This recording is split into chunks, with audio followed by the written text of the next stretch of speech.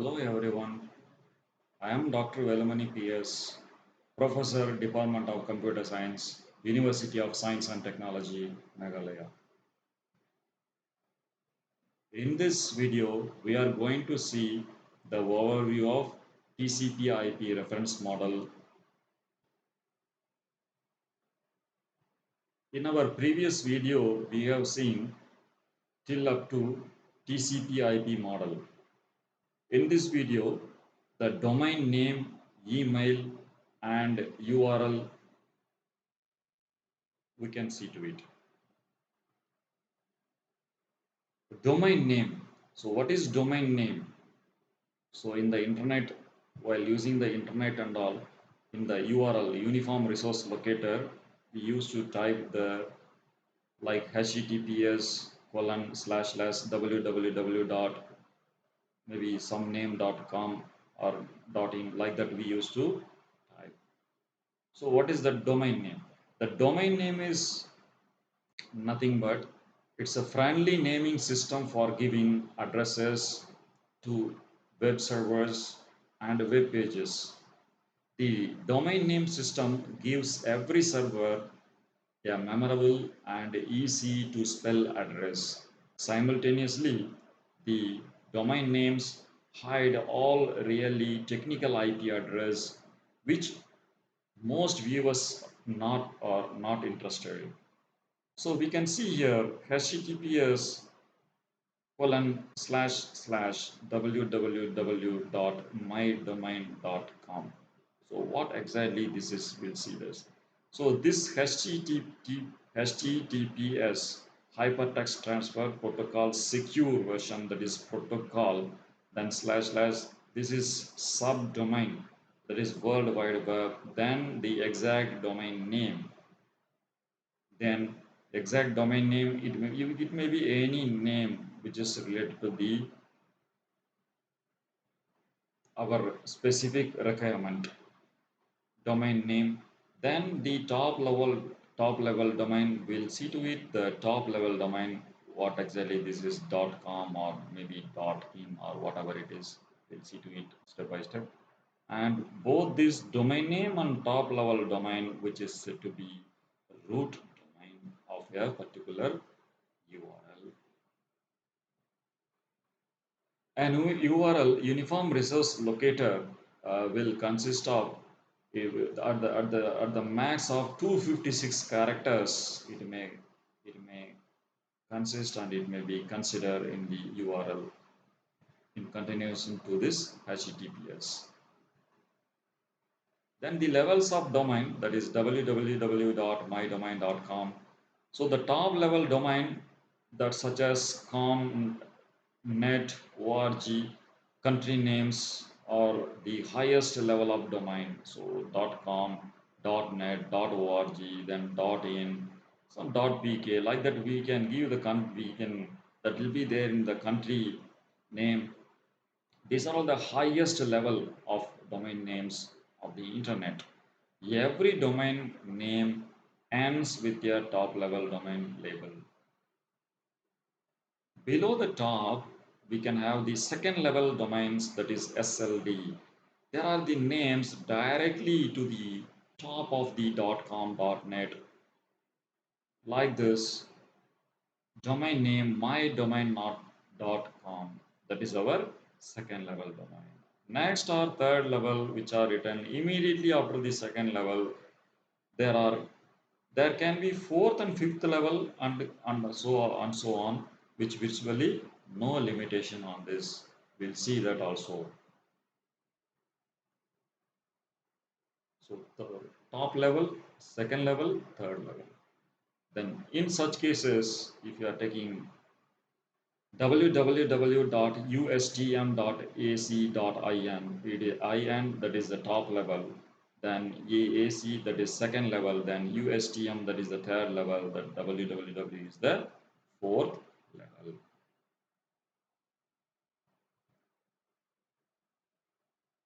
Types of top level domains, it is based upon the geographical locations. This geographical domains is identified. and the domain that falls under the category are named using two characters which indicates the country names which are specified by ISO standards.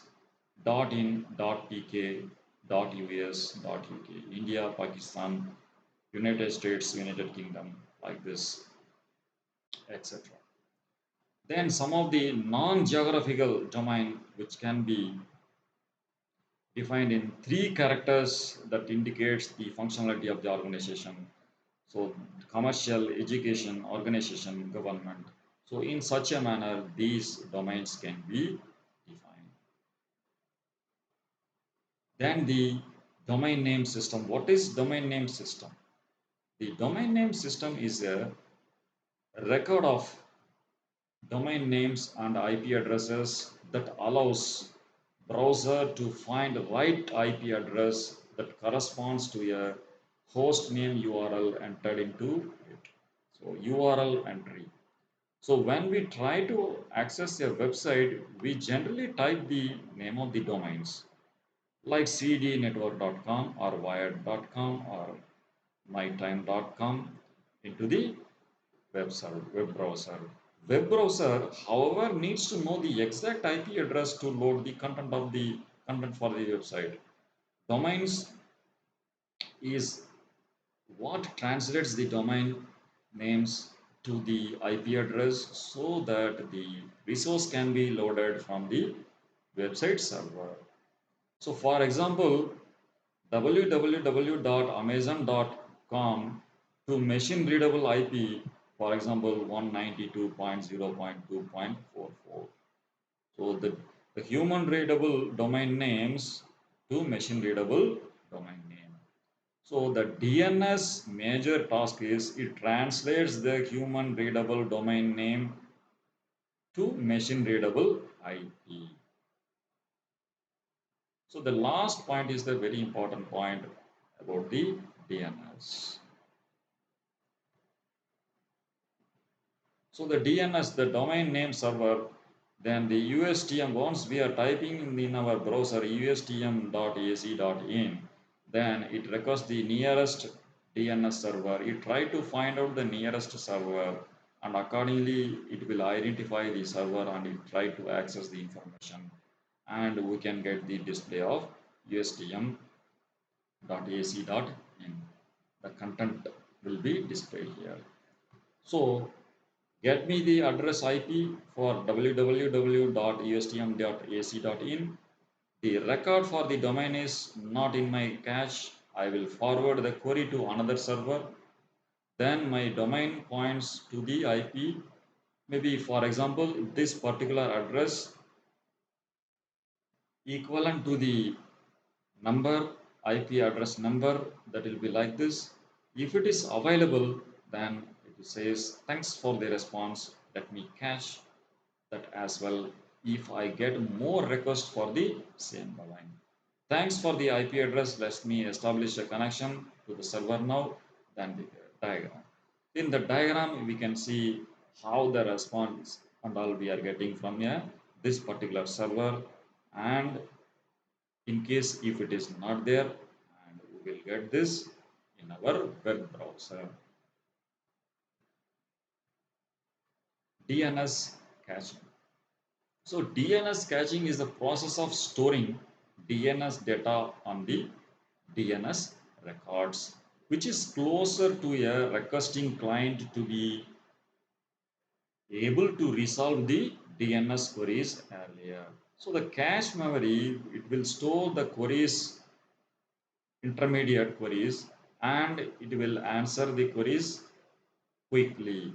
This avoids the problem of additional queries further down the chain and improves web page load times and reduce bandwidth consumption. So practically this is the fact that it will reduce the bandwidth consumption. Maximum data. So browser DNS caching, since web browsers generally store DNS records for a set amount of time, it is usually the first place that is checked a user makes a DNS record. Then after that, the browser fewer steps involved in checking DNS cache and making the DNS request to the IP address. Operating system level DNS caching. One side DNS query leaves an end user machine. The next stop where matches sought is at the operating system level. So it processes inside the operating system called sub-resolver, which checks its own DNS cache to see if it has a record or not. If not, the query is sent outside the local network to the internet service provider. So that is the thing which we need to see to it. Then the recursive query, iterative query, non-recursive query. So these are all certain types of queries in the DNS server level. So recursive query, what it will do when the DNS server has to respond with the requested source record. If a record cannot be found, the DNS client has to be shown an error message. So this will happen at this recursive query call. Iterative query, this type of query, once the client will continue to request a response from multiple DNS servers until the best response is found or an error or timeout occurs. So if the DNS server is unable to find a match for the query, it will refer to a DNS server authority authoritative for a lower level of the domain namespace.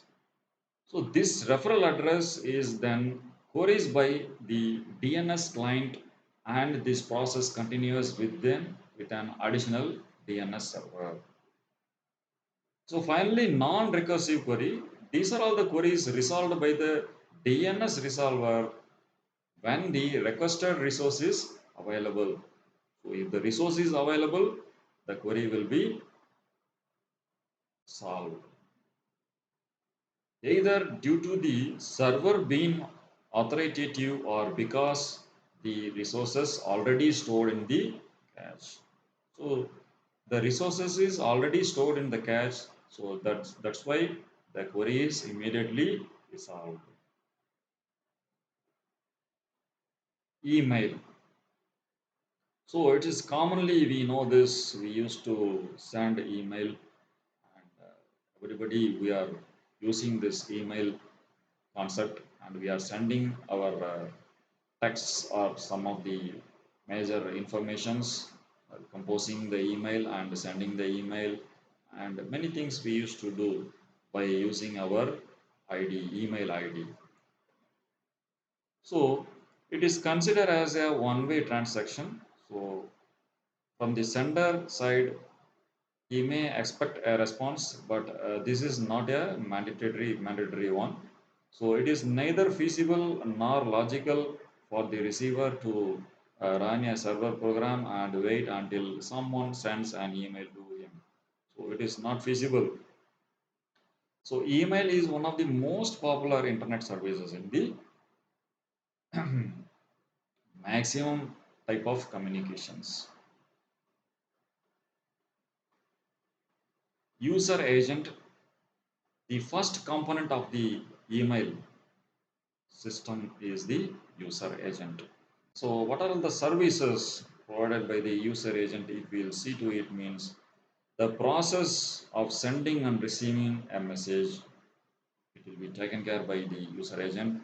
Then the software packages, composing, reading, replies, forwarding messages, mailbox handling, this also will be taken care. For example, Gmail, Hotmail, Outlook, etc.